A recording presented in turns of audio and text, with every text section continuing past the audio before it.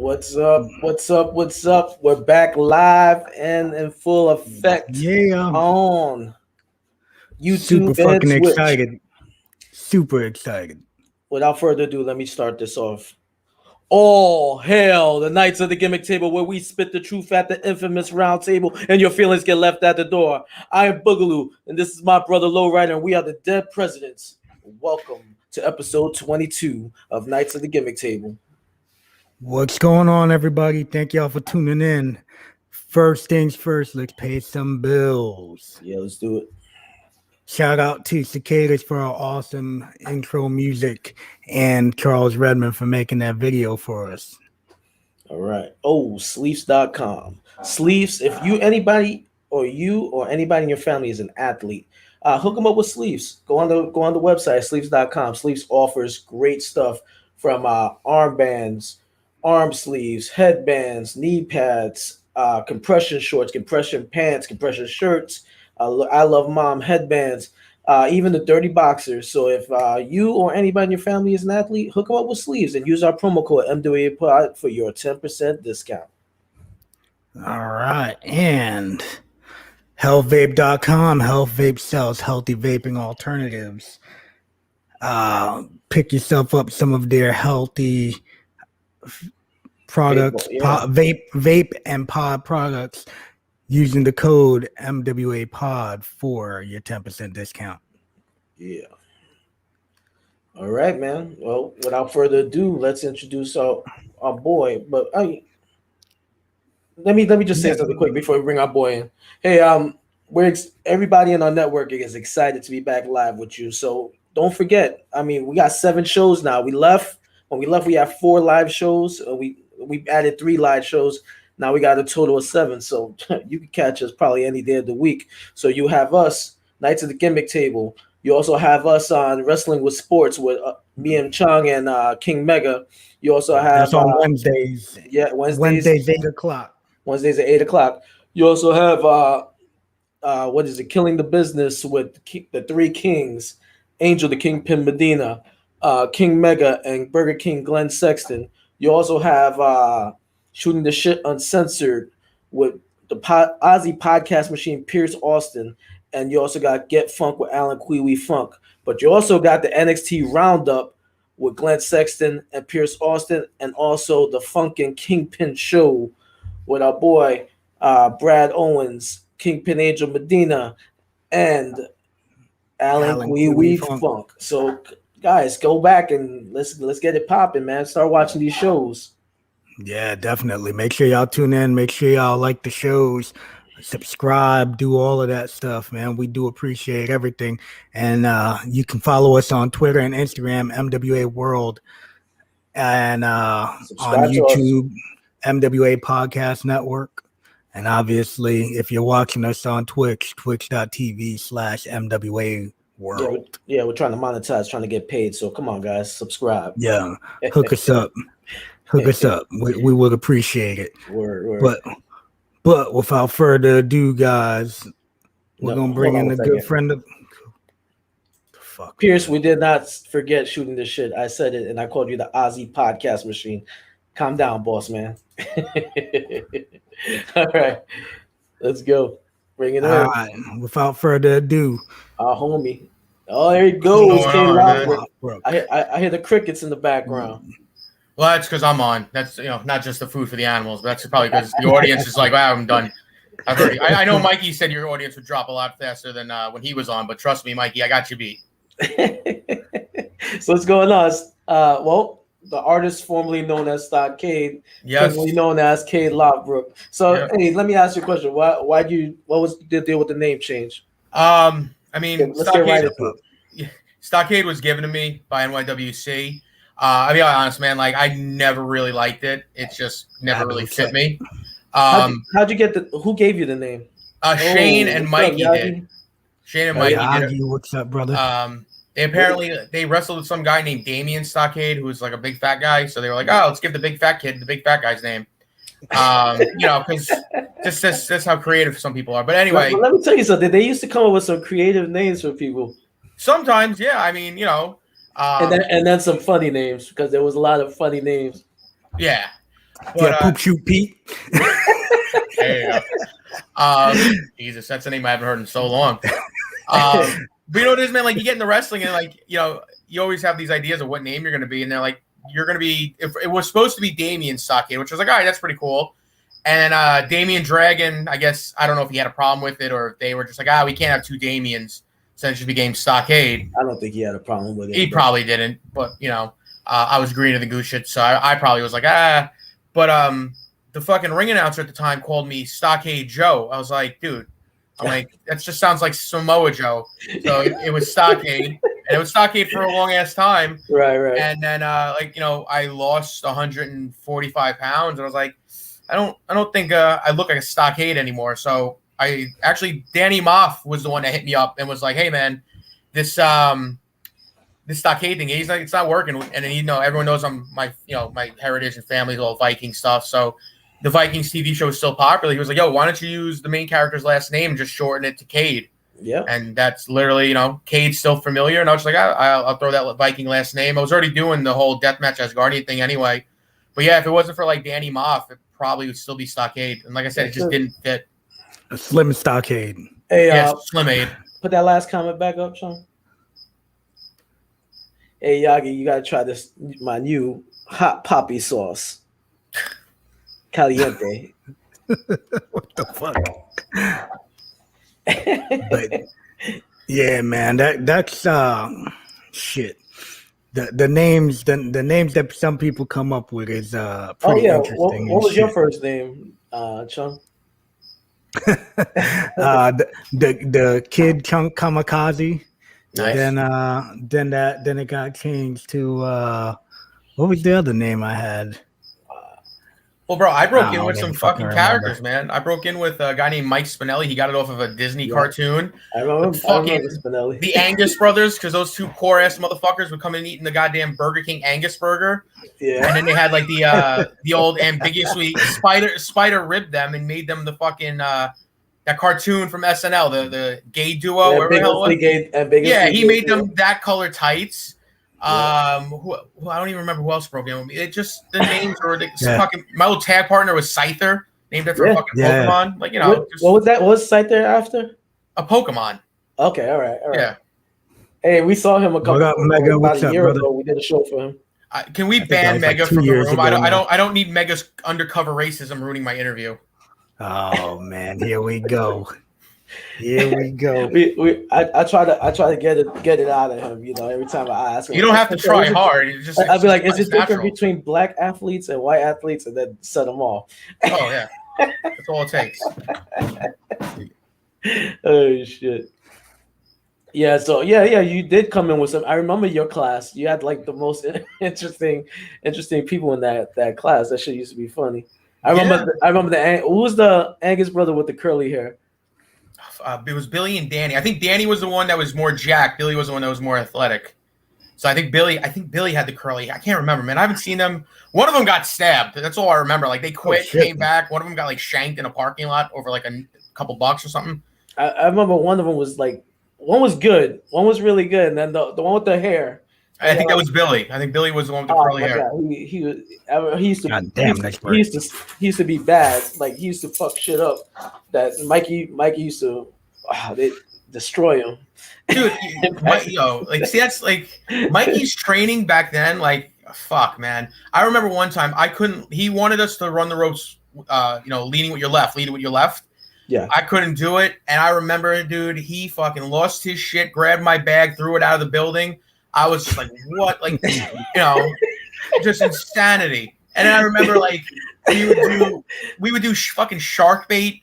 And like, it would be all the students, and then it would be like Burma, Mason, all the vets. And like, you do like 3 or 4 people for a minute, and then you get your ass kicked by the vets. Like, we got beat up, man. Nothing like horrible, not like tortured, but we got beat up, and then you earned a respect for wrestling. Mm-hmm. And now you get beat up in wrestling, you go on social media, cry about it, and the person that did it to you is canned. I'm Mega never to be seen again. Yeah, Mega was telling us a story about they're running laps around the gym. He said he saw the exit sign. He was like, man, I should just run for the exit sign. Dude, Mikey we would do steps on a fucking chair. The chair. A chair or like the blue wrestling mats. Right. And I swear to God, dude, like I'm to this day, he's never admitted it, but I swear he would wait until he would be like 10 minutes. Like, dude, 10 minutes of steps really, it's killer, but it's not, anyone can do it really. I feel like he'd be like in unison, and he'd wait till like 9 minutes and 45 seconds. He'd be like, oh, not in unison, another 5 minutes. And 10 minutes would turn into like 40 minutes. And after like 25 minutes, no one's in unison. Everyone's dying. And it would just be a mental game more. It wasn't about like how tough you were. It was mental toughness, not physical toughness. It was you really wanted it. Yeah, you want to win it because you guys had a lot of people. So you want to get rid of the weak. And that's how it should be. You want to keep the hungry people. And that's the way it was. That's the way it was at Gleason's. So Johnny be like, "Hold on, don't beat him up yet. Let him finish paying." And they'd be like, "All right." You know what I'm saying? Like, hey, he made his payments. He made his payments. Go ahead. That's how it should be, though. Like guys should you should have guys that are mentally tough, because you guys know, man, this business it'll chew you up and spit you out if you're not mentally tough. Yeah. And now kids come into this. I see all these young kids, and it's just, and I say young kids. I'm one of the old guys now, but it's crazy. Like they come in and the fans get to them, or like the other rest. It's crazy. It's like, man, you got to have thick skin to sit in a car for 10 hours and make $40 or whatever it is. And now they just are like, well, why am I not getting this or that? Or why am I not getting flown? It's like, really? You haven't even earned a damn thing, and you want all this. Dude, I remember the first year I didn't make a dime. I was in the red because I was trying to get my name out there. So first year, we were just trying to make. I was driving different states, all over the place, and I was driving Angel around, trying to get my foot in the door. Dude, we went. So when Spike Dudley was running a company in Massachusetts, myself, Spinelli, and the Angus brothers, we all got. It was our first time getting work elsewhere. We drove like 7 hours, 6 hours, something like that, to Massachusetts. The fucking promoter hands us the envelope. We're like, wow, it's our first payday. It was fucking $20 for 4 of us, $5 each, right? For 4 of us. Right. And these fucking Angus brothers spent my fucking $5 on Burger King. I didn't even get $5. I drove 6 hours. I didn't even get a goddamn fucking $1 cheeseburger.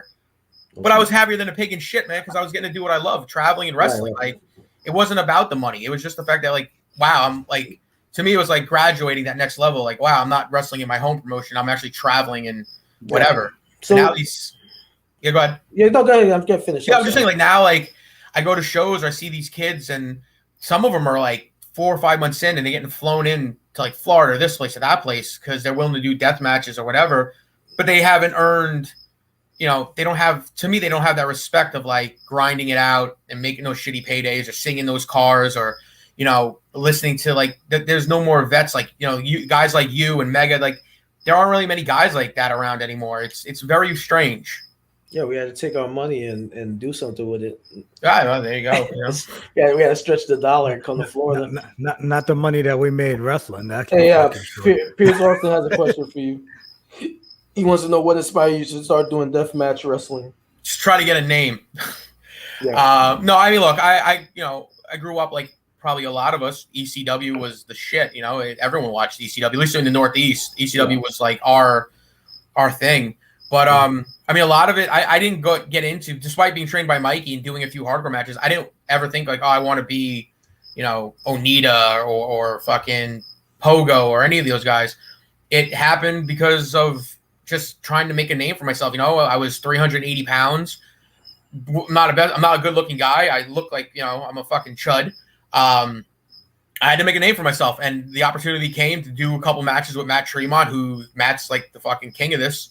And it got my name out there. That's literally what inspired me to do it, was try to make a name for myself. And I knew I wasn't going to be, the next, Tony Nese or Ricochet or whoever the hot guy, Austin Aries, whatever. I needed to do something different to stand out. And that was my doorway. And when I started doing it, not everyone did it. It was still like taboo. Like deathmatch wrestling was still like, you had guys like Gage and Masada and like Necro Butcher, and people were like, wrestlers were afraid to wrestle them. It was like this own little cool niche, like the toughest of the tough or the stupidest of the stupid, whatever you want to say, but it was its own niche. Now every fucking 120-pound girl that goes to Hot Topic or guy, is a deathmatch wrestler. It's not special, but back then it was. I mean, you did it, Lou. You did TOD. You know what it's about. Yeah, no, but when I did it, like I all my matches led to the death match. I didn't go right into the death match, but like I would have build-ups, and then the blow off match will be that's how it's supposed to be. Now Right.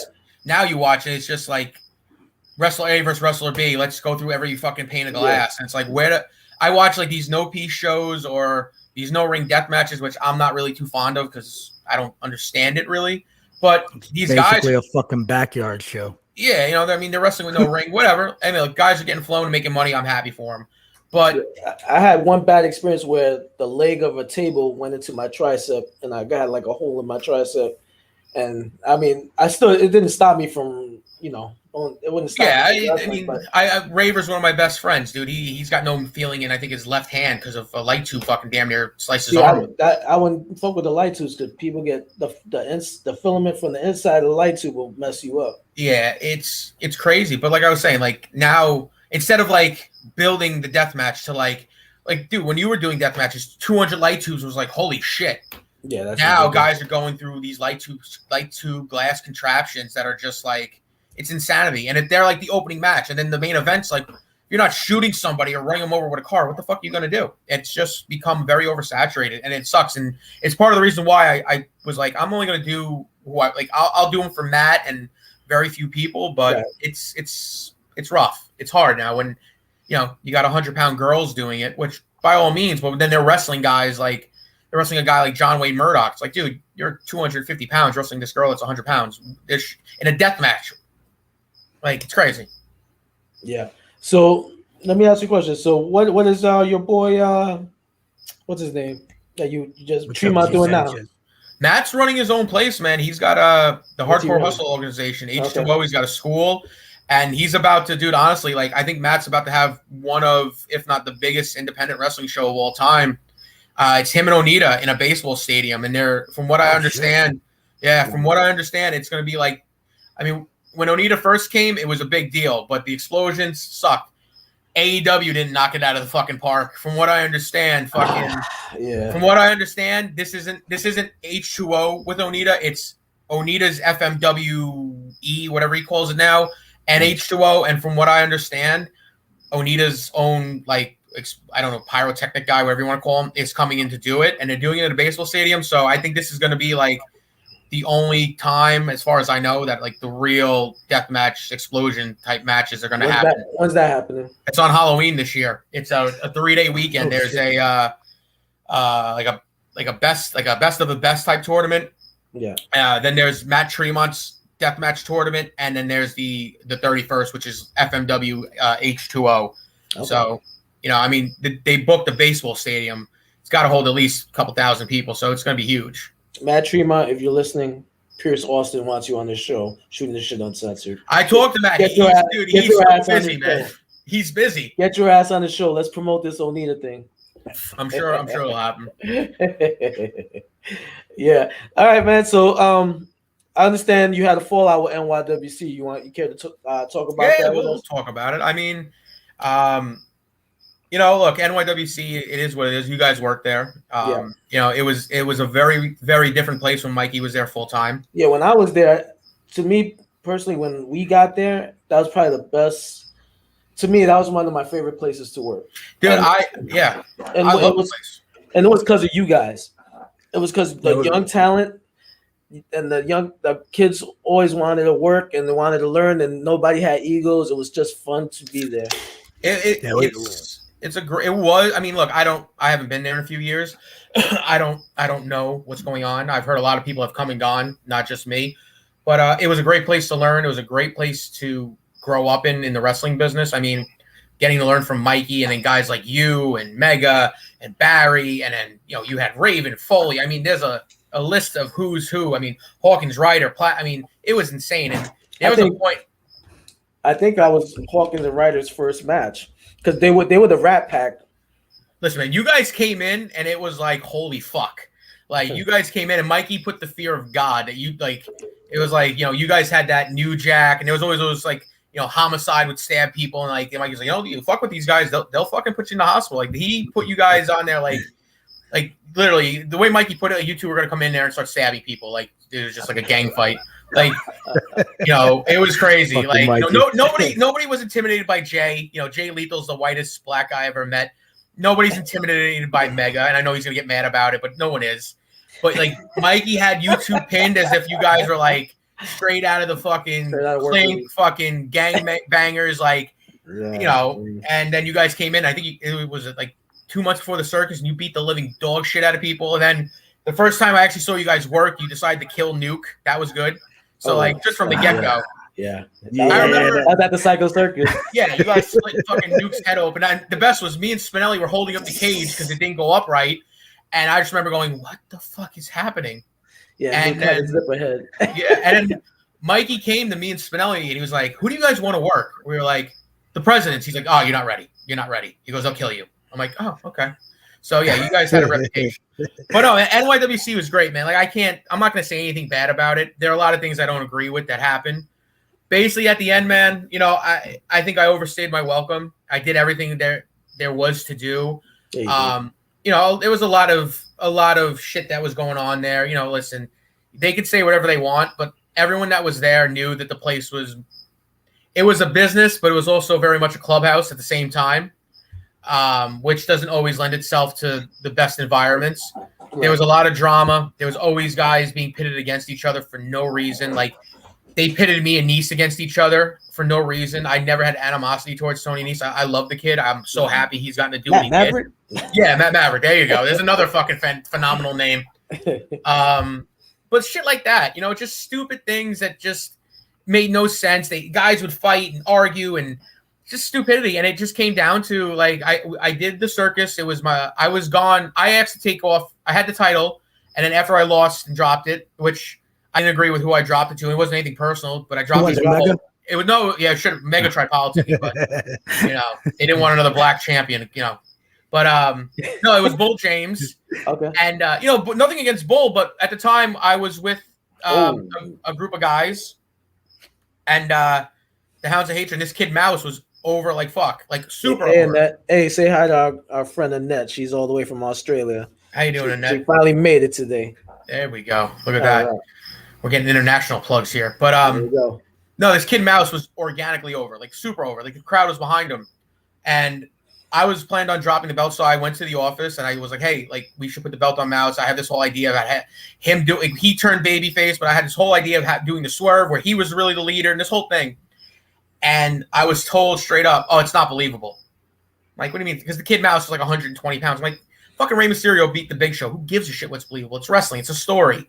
If he holds it for one show, he holds it for one show. Well, I had this whole idea of having him use the group. Like, he was the real mastermind, and they kept having him, whatever. So I realized the writing was on the wall. So I took off for 6 months, came back, did this whole program. My idea was to elevate Bam, Mouse, this kid Aiden, basically the kids I trained, try to do what Mikey did. What Mikey did for me, I wanted to do for them. So I brought in, I had Matt and Raver and Devin Moore and Jeff Cannibal and Terry Calloway come in, and we had a great circus, man. We had, like I said, anywhere from 800 to 900 people from Philadelphia, Jersey, Rhode Island. We had people from all over. We had a great show, and I was like, you know what? This is it. This is the best way to leave. Went out, and Shane was like, no, don't leave. And then literally the next day of training, he's like, oh, you got to talk to Curse. And then me and Curse have been having animosity, and it stemmed from his girlfriend. Whatever. She didn't like me. I didn't like her. But, business is business. That has nothing to do. Was she a worker? No, she was, a girl, of very young age. But whatever. She didn't care for me. It is what it is. And Curse felt I was disrespecting him. And we basically were like, all right, you got to leave. I was like, I don't think he thought I would walk out. And I walked out. And the only guy that stuck by me on that whole situation was Crusher. Yeah, and rest in peace, man. Rest in peace, Crusher, man. That's we can get into that. But basically, Crusher went and was like, "This is bullshit." Even Mikey, but like I said, Mikey was way gone at the time, and Crusher's whole thing was, "Why didn't you elevate any black people?" Yeah, okay. See, like I said, it's you ask Mega, it's fucking 1954, the plight of the black man. Still, everything's fucking goddamn it. See, when Mega got into the business, he was the oldest rookie, and he was the Satchel Paige of wrestling. He was the Rookie of the Year.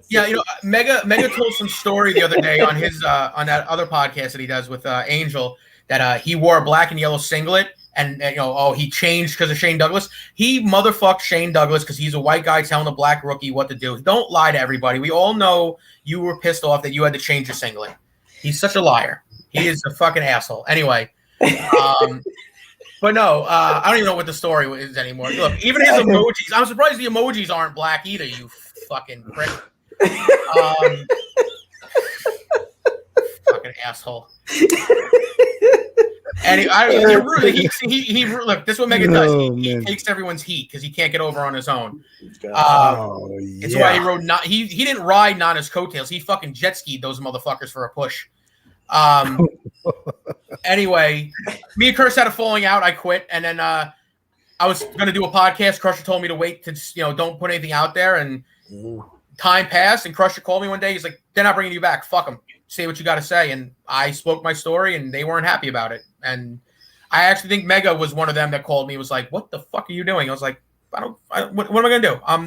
I don't owe anyone anything. I killed myself for that place. I literally killed myself. Cinder blocks. Yeah. Carpet strips. I busted my ass for that place. And all I ever wanted for that place is to be better. And, I was, believe it or not, we were in talks of having me come back at Crusher's funeral. And because I'm not going to bash anybody because I'm not holding grudges anymore, but I didn't shake someone's hand apparently at Crusher's funeral. My best friend, my mentor, laying in a casket. And because I didn't apparently shake someone's hand, I wasn't allowed to come back.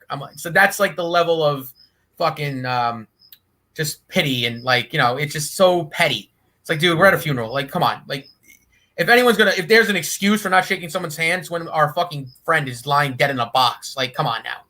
But that's just, that's them. And I mean, look, man, I know for a fact Guapo's had his issues with them and other people. It's, it's business, but I'm better off, honestly. Like, leaving there has been the best thing for me. I've gotten to do a lot more things. Like, I would miss bookings or other opportunities for them because I was loyal, and I'm not upset about it or I don't hold it against them. It's just the truth.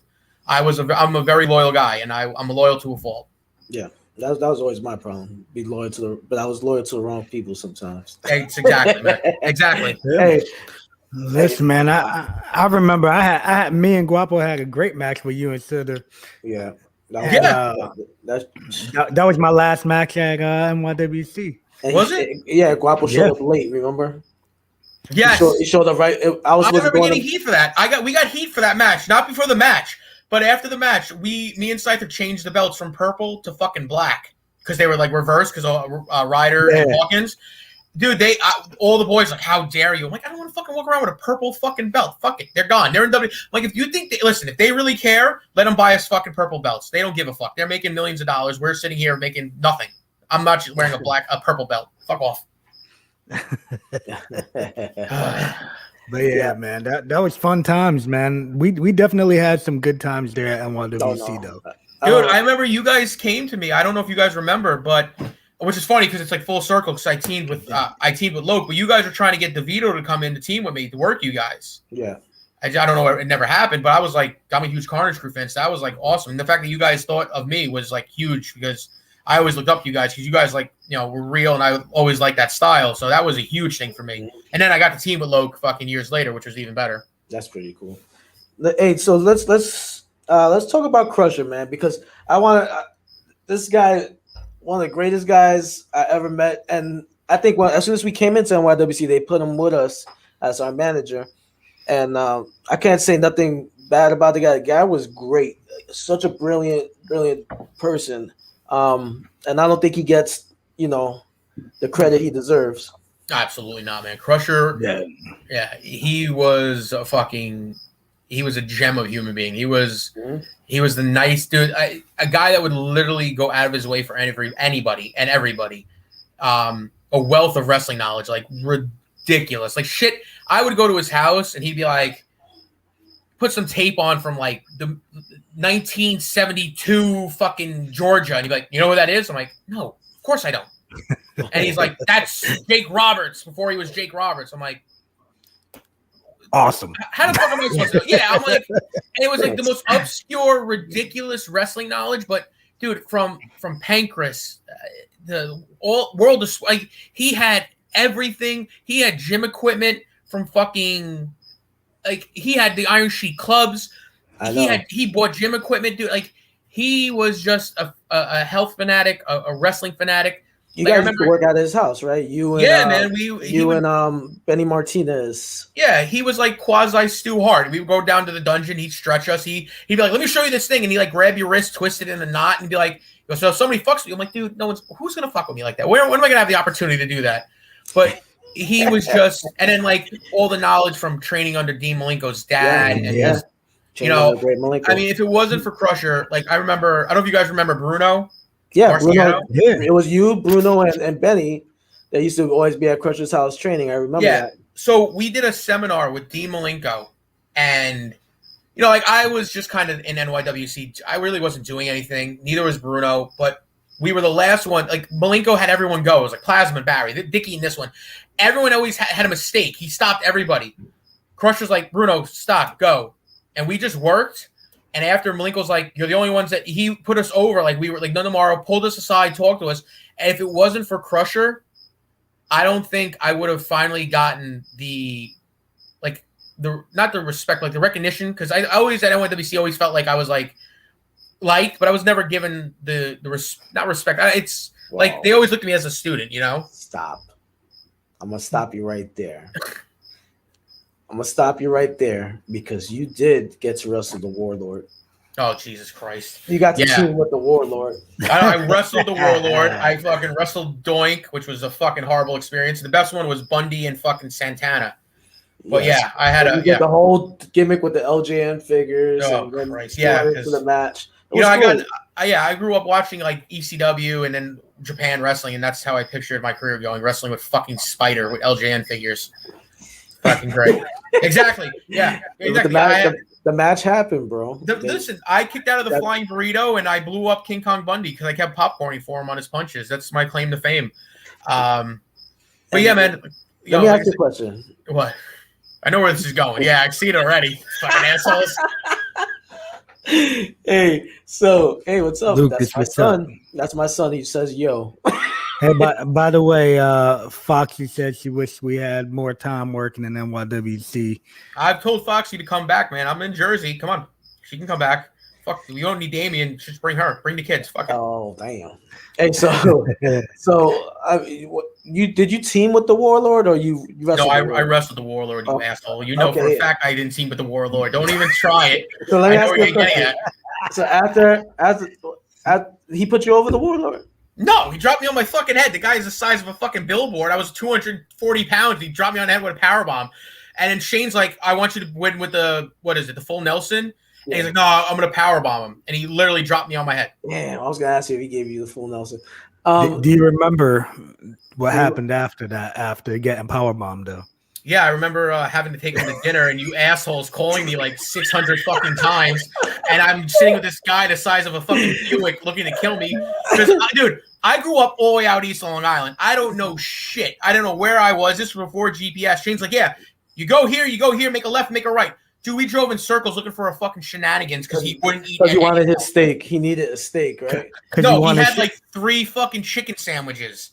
And he wanted shenanigans. Yeah, he wanted shenanigans, only shenanigans. And then of course I'm like, why is my phone calling 600 times? And he's getting angry and angrier because yes, if anyone doesn't know, Warlord apparently did gay porn. So the whole joke is he had his way with me. You know what? He wanted shenanigans. You know what? If I got fucked by the Warlord, whatever. You're like, hey man. Yeah. Hey, are you okay? Good night. Keep your butt hold tight.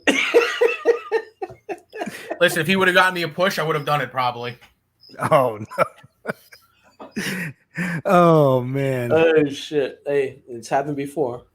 Hey, Pierce has another question. He wants to know what are your thoughts on CZW and them being called out during the speaking out and giving ultimatums to talent, regarding who they work for.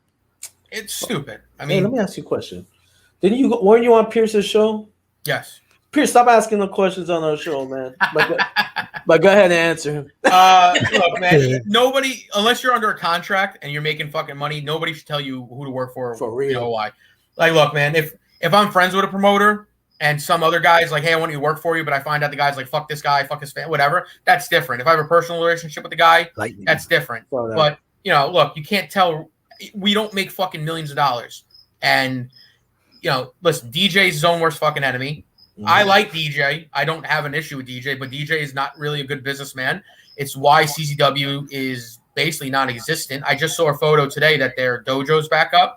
I texted DJ. I was like, hey, man, place looks great. Good luck. But it is where it is because of his leadership. And you don't tell people where to work if you don't pay them enough. If he signed all of us to a contract, I remember the meeting. And look, Maven, I love Maven Bentley. He has a legitimate gripe with fucking Brett Lauderdale. Apparently, Brett Lauderdale dropped the N-bomb on Maven one time. So I get Maven's issue with Lauderdale. But when it comes to business, if you're not paying me enough to stay with you and someone else is going to pay me just as much, if not more, and it should be no problem. If you want to keep us, exclusive, then sign us and pay us enough to be exclusive. That's my feelings on it. I believe it, man. I'm down for it. What else we got going on with you, Stock? What's going on? I hear you like Ace, Excite Wrestling, DPW. Ace is fucking back. Mike Morgan, like the OG of fucking independent wrestling. Everyone says work for Mike Morgan if he wrestled in the Northeast, basically. He's coming back. Mike's, I don't if you guys haven't seen Mike, he's like down like 200 pounds. He looks amazing. Okay. Mike is like another version of Crusher to me. That dude has gone out of his way for me, made me his family, more than almost anyone, has given me more opportunities. That's where I wrestled Eddie Kingston, Moth, fucking Mac and Havoc,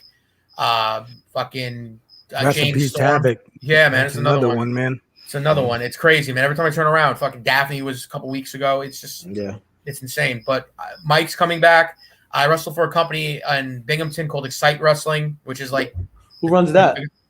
This big fat fuck named Johnny Moose. Nice guy. I love Johnny Moose, but he's a big fat fuck. He's like 420 pounds. I lost 145, and he's like, I'm gonna lose 146 and then call you fat. I'm like, yeah, but you weigh 420, so we got to add like another 200 to that, you fucking prick.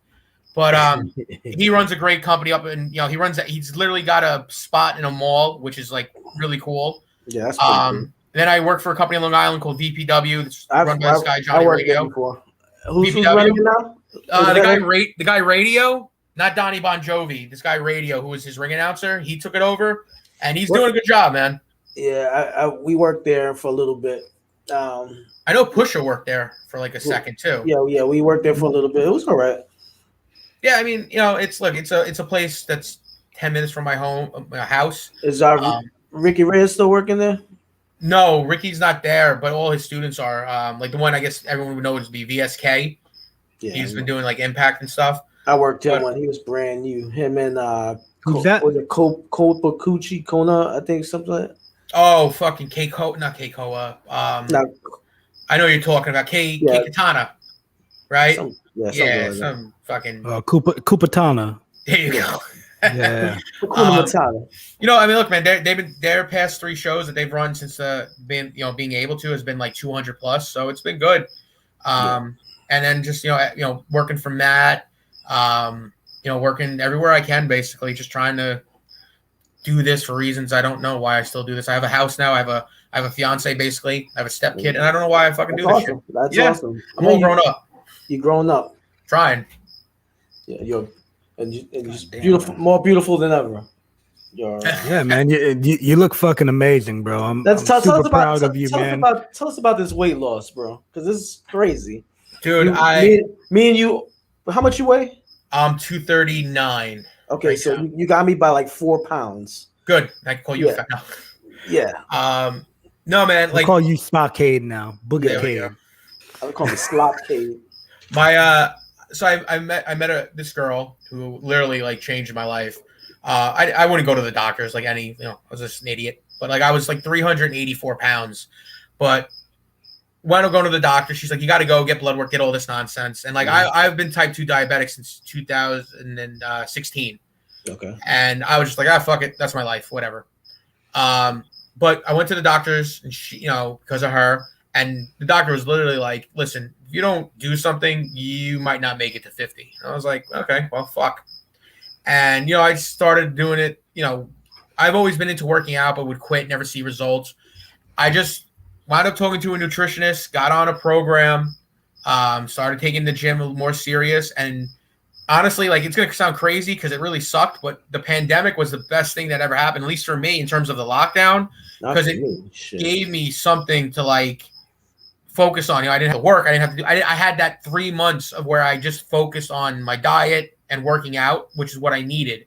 Because if I was working and doing wrestling and all this, I don't know if it would have came off as fast as it did. But the moment I started seeing the weight drop off fairly fast, that was like the motivating factor to just keep going. And now I'm like, that's like, I don't eat as much as I used to. I don't use food as a crutch.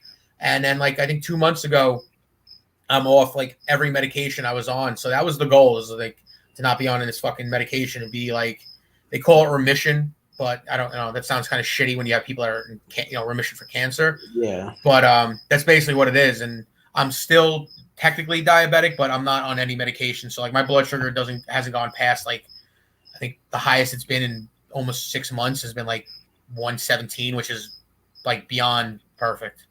Man, that's fucking awesome. Yeah, man. Like I literally like it just got tired of being the fat kid, And a lot of people didn't think I could do it, and just talking to a bunch of guys too in wrestling, like,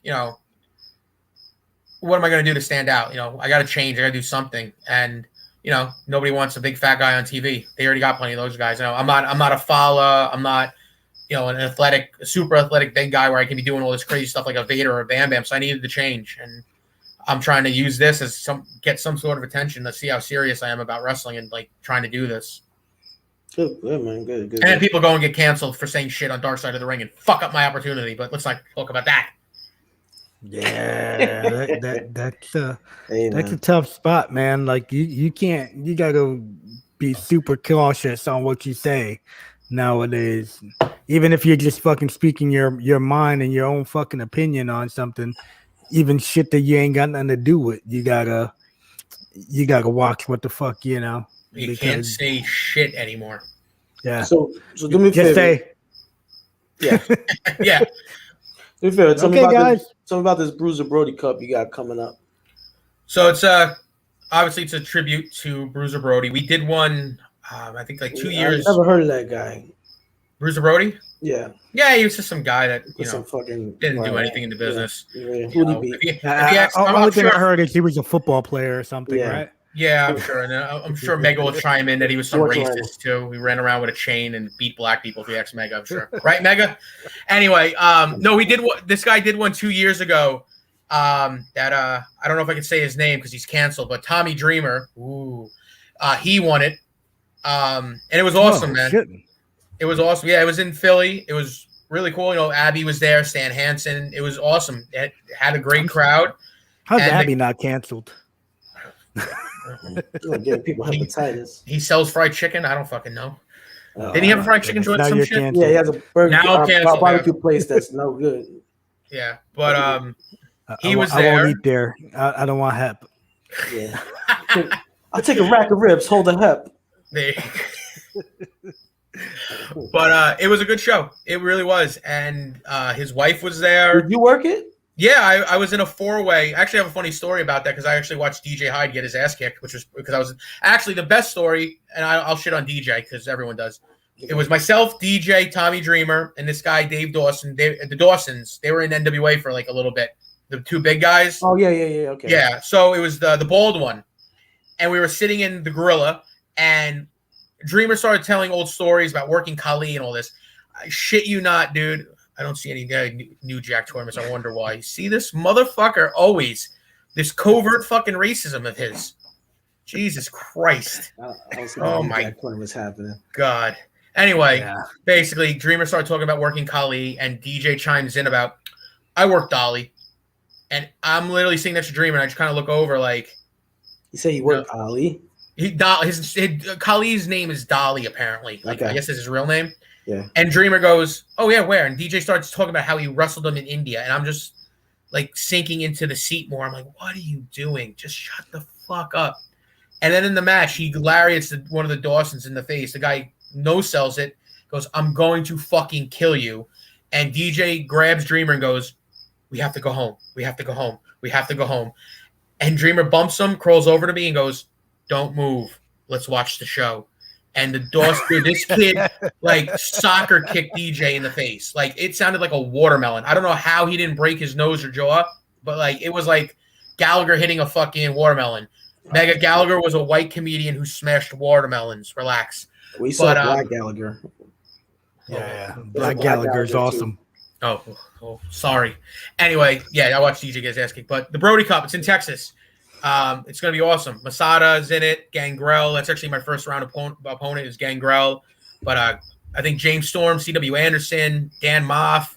Is it hardcore matches or is it just a tournament? No, it's just a tournament. The first year was like qualifying matches that led into 4 ways, and this year looks like it's just like a regular. It's 2 nights, and this year looks like it's just like singles matches, and then there's another night. I guess that they're going to crown the finals, whoever that's going to be. But I know it's myself, Gangrel, Dan Moff's in it. I think that dude Hannibal's in it. Some couple other guys I'm not really familiar with. But it looks pretty awesome, man, and it's gonna be fun. I can't wait. You know, it's. I was hearing something about him getting canceled now too. Oh, Hannibal? Yeah. Isn't that the dude? He's got hepatitis from Addy or some shit, right? That's what I heard too. That's all I know about him. He got canceled? That was what I was hearing. I thought I saw something about that. I could be wrong, but the fuck do I know? Just a piss drunk cock. Did he defend Ric Flair? Is that what Maybe. he did? Jesus. Maybe. So you said his wife was at the tournament? Yeah. What about his son? I don't think he was there, but I think he'll be at the one in Texas. I mean, it was just his wife, because I remember Hanson gave like a 5-minute speech about Brody, and then his wife gave the trophy to Dreamer. It was cool, man. Like, listen, you hear about tournaments for all these guys. Like, this was like, I was like, Bruiser Brody tournament, sure. And then like seeing his wife there and like all these guys that really were friends with him, it was crazy. It was like, wow, this is legit. The crazy thing is that they were a legit frat. Brody, Hanson, the Funks, because they all went to the same college. They all played football for the same college too. Tito Santana, Tully Blanchard, Ted DiBiase. Yeah, it was like that one school in Texas. Yeah, West Texas State. Yeah, they all came from the same coach and all that crazy nonsense. Yeah, crazy. But that's pretty cool, man. I'm looking forward to hearing about that, seeing that tournament. Yeah, man, it's gonna be awesome. I'm stoked. Like, to be part of it. Like, I'm like one of the only, I guess lower tier indie guys. Like, when they put my picture up, people are like, "Who the fuck is this?" So it's kind of cool to like, be part of something like that. Who the fuck is Kaide Lothbrok? Pretty much, dude. Everyone, even my girls, like, who the fuck is this asshole? Kaide Lothbrok better represent. That's all I'm saying. He better go to Texas and represent for us.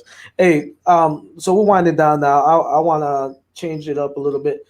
Do me a favor, man. Show me some of these reptiles in your collection. Do I have to start getting some out here? I gotta get up. Making me. Yeah, do me something for me. All right. What do you want? A snake, lizard? What do we got? I don't like spiders. No. This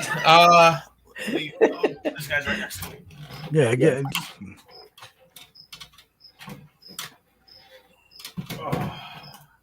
Let's see if I can get him on camera. There we go. Yeah, that's a nice one. So this is my like I think we talked about him earlier before the show. This is my jeweled Lacerda. It's my male. These guys are basically like, they're called like the poor man's tegu because they're built a little bit dissimilar. Can you sit still for everybody? No, you're just gonna be an asshole. You see like just high energy. Yeah. But they're mad cool. I don't know if I can get a good shot of like, you can see like the blues on them and stuff. Oh, nice, man. Yeah. So these dudes are like, they're not common. They're like really rare in the reptile industry. Yeah. They're not expensive, but they're just not like one of those popular pets. I've never seen them before. Yeah, like you see, like I said, he's like a little like he'll usually calm down, but like dude, this eats like a garbage disposal. Like pinkies, night crawlers, crickets, cat food. He'll eat everything. Nice. Fish. He's just a little garbage disposal. And he's calming down now. But I'm trying to get him a girlfriend so I can get some babies because they produce melanistic, they'll have like all black morphs. Okay. And they're pretty cool, the all black ones. That's what you guys go for, is the different color schemes. Yeah. So Mega will be very proud of you having an all black morph. Oh yeah, of course, because But I'll go get. Hold on, let me go get my what I've always wanted. I'm sure Mega's gonna say something racist. Hold on. No, because it's gonna be all white. I bet. Yeah. But yeah, hey guys, if y'all haven't, make sure y'all follow us on Twitter, Instagram, MWA World, subscribe, and like us. All right, I'm back. So this is like what I've always wanted. Oh shit! Is that a pie? No, this is a blue-eyed leucistic ball python. I don't know if you can see the Oh blue yeah. eyes. No, I don't see the Hold blue on. eyes, but yeah, I can see the See all if I white. can. Let's see if I can make you full screen, bro. So I can get a good shot. There we go. No, you had it. There we go. So you can see the blue eye. Yeah. Okay. Yeah. Oh, so shit. like this is what I've always wanted. Like ever since I saw one of these at one of the expos, this is like my besides like things I can't have while I'm working on. Like I'm trying to convince my fiance to let me get a Cayman since I have a big ass basement downstairs. Don't fucking get a Cayman. Don't think so. But I mean this has been like my dream animal. These things, this is a female, so she goes for once she's full grown and able to produce, it's like a $700-800 animal, which isn't crazy now because I mean ball pythons are going crazy high. Well look, yeah, exactly. You fucking see? Always. I can't wait for him to get canceled. So you remember I told you got that lychee? Yes. That sucker's huge now, and now she won't let me touch her. I heard they can be really nasty. Yes, but once you grab them, they're fine. But if you attempting to grab them, they try to attack you. But did she bark? No, not yet. But I hear her making noises at night. Like there's a guy up here when I go to the expos and whatever called Leapin' Lychees. He's got a big old male. It just sits right on the display. Like he just chills all day. Yeah. I've seen him super cool, and I've seen him like tokay mean, like just barking and just I've never seen nothing meaner than a tokay though. Dude, have you seen some of the morphs? We're talking about things that nobody has any idea about now, but that's okay. Fuck them. I've never seen it until like I started following. Was that Dave Kaufman? You ever follow his stuff? Yeah, of course, Dave Kaufman. Yeah, I got to see the morphs with him, the blue morphs, and they're pretty cool tokay morphs. Yeah, it's crazy. Like the amount of fucking like everything now is a morph. Like it's insane. Like I have like honestly, like what I'm trying to get, but like I said, I'm trying to be crazy and get a Cayman because I have the room. But if I'm probably not. I have room for a Cayman lizard, but I'm a big fan of the Caribos. Okay. I love Caribos. I don't know. It's just something about the way they look. But yeah, man. I mean, we can sit here all day. I got my big male Mojave. I'll get the corn snake. I'll be right back. Hold on. I remember when you got the corn. Yeah, get the corn snake. I remember when you got that one. Yeah, hey, if any of you fans out there like crested geckos, let me know. I sell them. I breed them and sell them. Yeah, well, hey, maybe you could become a sponsor. I become my own sponsor, right? Yeah, New Caledonia's finest.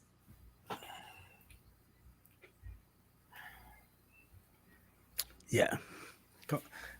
Twitch.tv/MWA World, guys, if y'all haven't done that also. Here he is. Oh shit, look at this guy. Yeah. See, he was actually a rescue, man. Like somebody is that the one from the picture that we this is the one from the picture because he's a little bit more impressive, but this is he's actually a rescue, man. Somebody didn't want him anymore. It's a snow corn snake.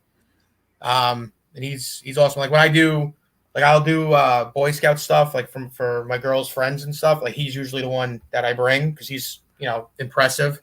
Yeah. But I mean he's an old man though. Like he just got out of a shed, so he's ready to eat. I'm just gonna let him do his thing because he's not gonna stop. But yeah, and then like it's between all the rescues that I do with fucking. Yeah, I heard people just dropping them off at your door, right? Yeah, man. Like my girl gets the call because she's got all the people that she's friends with because of the school. It's been countless. Like we have a beater dragon up in my stepkid's room. We got tons of red ear sliders. I get tons of leopard geckos. You know what it is, man? These kids, they get a little baby beater dragon or they get a little leopard gecko or they get the little turtle and all of a sudden, they're dealing with basically, a snake like this or whatever, and they don't want to deal with it. And there's no place no one's going to take them in besides just giving them to a pet store. And Petco and PetSmart really can't do anything with them. So no, they don't know shit. I get stuck with them. Hey, you should gotta come down here. Come to that Daytona show. That's that big show we have down here. I want to, dude. I want to go to Tinley. That's like my ultimate is going to Tinley. That's a nice one. Yeah, he's just not working. Tinley Park's a nice one, but Daytona's the biggest one. One of the bigger ones. Yeah, I definitely want to check out because that's where because I'm a big leopard gecko guy. Like leopard geckos is what started me as a kid. Yeah. I want to meet Ron Tremper because he's like the godfather of it all. Yeah. There we There go. you go. Oh shit. Nice. Yeah, he'll calm down. But That's a promo pick right there too. yeah. Dude, honestly, man, listen, I got rubber snakes I sell now, motherfucker. I make fucking money over these goddamn things if I have to. Yeah, Fuck it, yeah. man. I remember you were making money off umbrellas. Dude, I'll sell it. That's Mike Morgan, man. I sold women's underwear, bro. I don't with my fucking face on it. Nice. So I don't give a fuck. Hey, man, more power to you, bro. Hey, Stock, let me ask you a question though. What's the craziest road story you have, bro?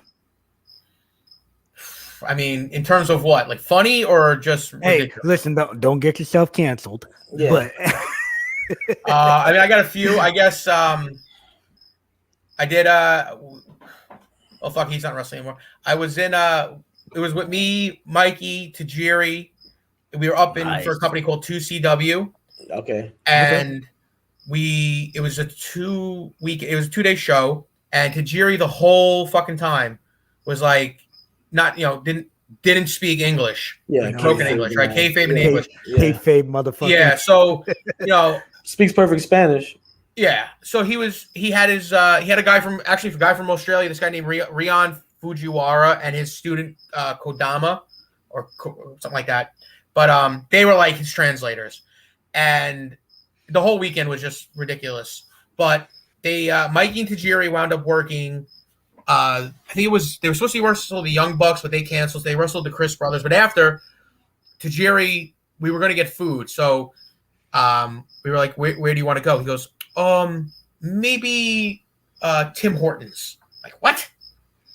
And then Tim Hortons, the donut place? Yeah. So he's like, oh, maybe Tim Hortons. Then it was from Tim Hortons. It was Cracker Barrel. And then Cracker Barrel was so we wound up going to Applebee's, and some fans were there. And the fans, you're fucking killing me right now. Jesus fuck. Fans were there. Fans bought shots of Sambuco. Okay. And Tajiri, I did the shot because I was Mikey's young boy. Then Tajiri's young boy did the shot. He almost passed out. So again, no English, no nothing. The next night, they're wrestling Rich Swann and AR Fox. And now Rich Swann came up to me, and he was like, hey, man, can you get Tajiri to do the miss to me? And I was like, yeah. I'm like, I'll say something. I'll see, whatever.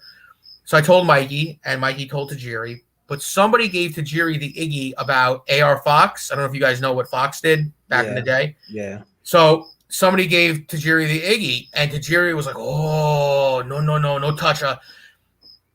Tajiri doesn't like to run, call spots. So all of a sudden, Tajiri's calling spots with Swann and not Fox because whatever. I guess he had felt some way. But when it came time for calling the mist, Mikey was like, oh, Swann wants the mist. Tajiri's like, and they're all there.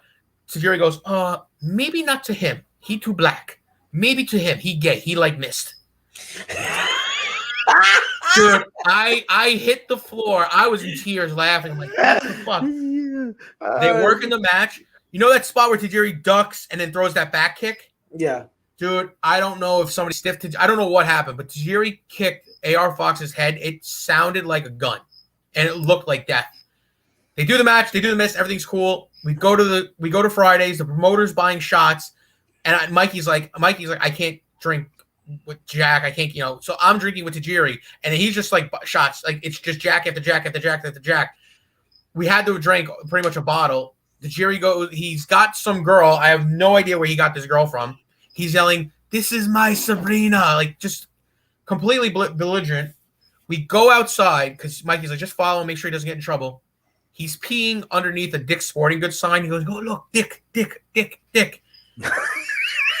I'm like, what the fuck is happening?